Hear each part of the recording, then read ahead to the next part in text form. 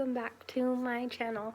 This was really crazy. After my first video, I got so much feedback and so much positivity and love and excitement and everything, and people have like reached out to me and been like, oh, you should talk about this, and oh my gosh, like I didn't know you had diabetes, or oh my gosh, like just a bunch of different things. And it was really nice. And yeah, I had a really good turnout for my first video. So I know it took me a little while to put up my second video, but I was kind of thinking of like what I should talk about and things like that. So today I'm just gonna talk about like some like basic stuff. I'm gonna talk about what I feel when my blood sugar is high, what I feel when my blood sugars are low, and then like what can happen with your blood sugars being too high, and then what can happen with your blood sugars being too low. Okay, so an average blood sugar should be between 80 and 120. That's like a good range to like keep yourself in. It's hard. You constantly have to check it. You constantly have to make sure that you're giving yourself the right amount of insulin. A high blood sugar for me is like 200. I kind of stay on the higher side, but I do have really bad lows. When I say really bad, like the lowest my blood sugar has been before is like 25, and that's like scary. Like a high blood sugar like 200 and above, or like 180 and above. When I have high blood sugars, I get really hyper.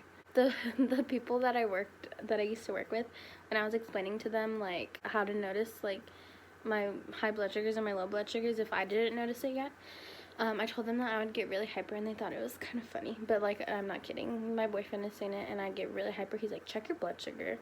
I think it might be high because you are crazy right now. And I'm like, yeah, woohoo, you know, like on top of the world, whatever.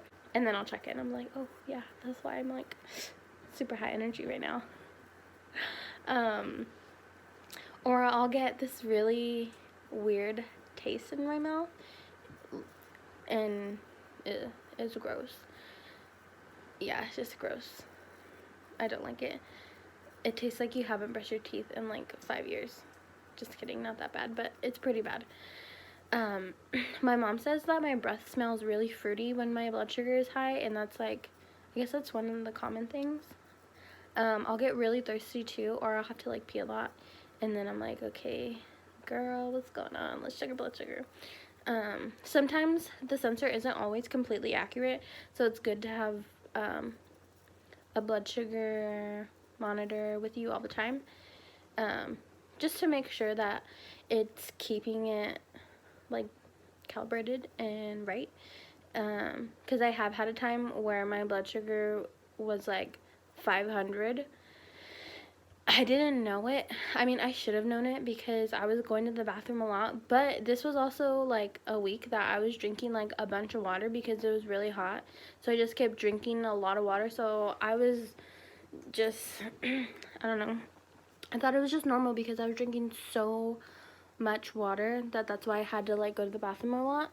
And like my sensor was saying like my blood sugar was like 150, and then so I checked it on my monitor, and it was like 500, and I was shocked. I was shook. So that's kind of how I feel when my blood sugar is high.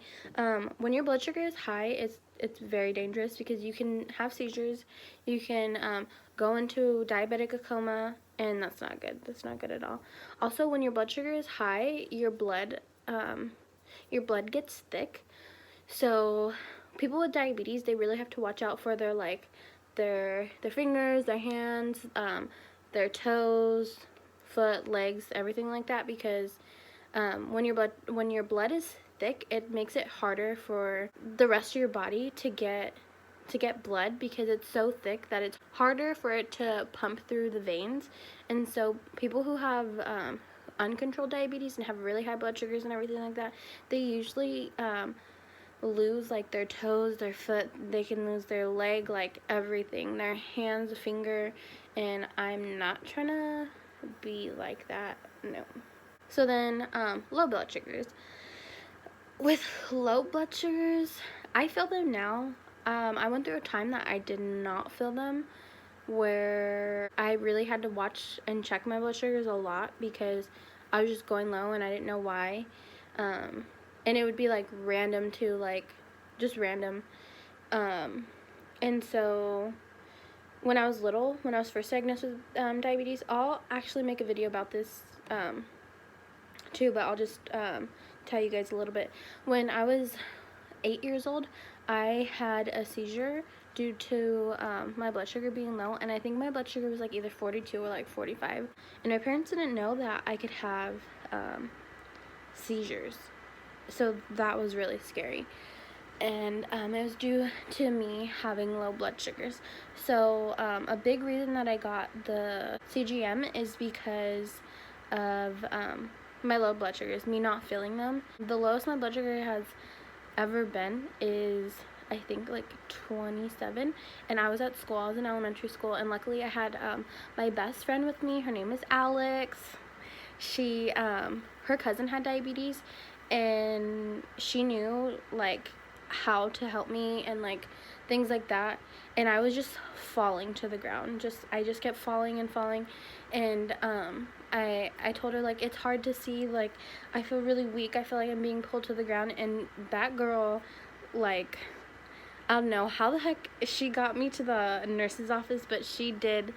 And I don't even know why the neonates or like the neonates didn't even help her or like look to us or anything, because I literally was like, I kept falling to the ground, like my knees were all scraped up and everything, and this girl was like literally like dragging me to get me to the nurse's office and I remember her like asking people for like their like snacks, and people were like, no, I want my snack, I'm hungry.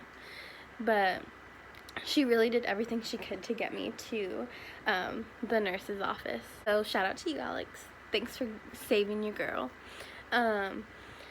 And yeah, my mom was really scared. She was surprised that I didn't have a seizure because of how low my blood sugar was, and it was lower than the time I had the seizure. So yeah, that's one of the reasons my doctor wanted me on the CGM as well, and as well as just it lowering my A1C, because it has a lot. My A1C for, I want to say like a year, was like a 9.8 or like a 10. And that's really bad. And that's because I went through a time where I hated diabetes. Like, I literally hated it. It was like, I thought it was the worst thing in the entire world. And now I'm embracing it a little more. I've met a little bit more people with diabetes, so I have people to talk to and relate to and talk about like diabetes jokes and things like that, when before I didn't.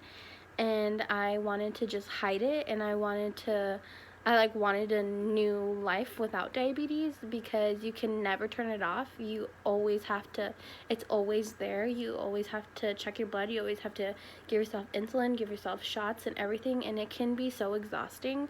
So if you're going through that right now, just know it gets better. Message me. I will put my Twitter and my Instagram down below in the like bio section, whatever.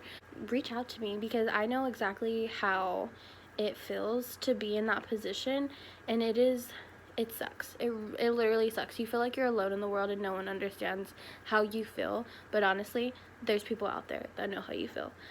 And thankfully I met those people, and they're awesome, and I love them, and you guys know who you are. So yeah, I think that concludes today's video. I know I kind of just rambled on a little bit, but I wanted to get the second video out there for you guys.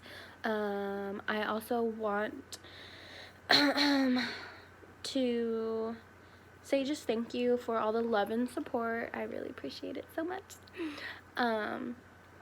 So yeah, if you know anyone with type 1 diabetes, please show them this video. I will also be posting other videos. I'm going to try and post a video once a week. If you have any video ideas, just let me know. So yeah, alright, thanks so much. Remember to like and subscribe. Thank you.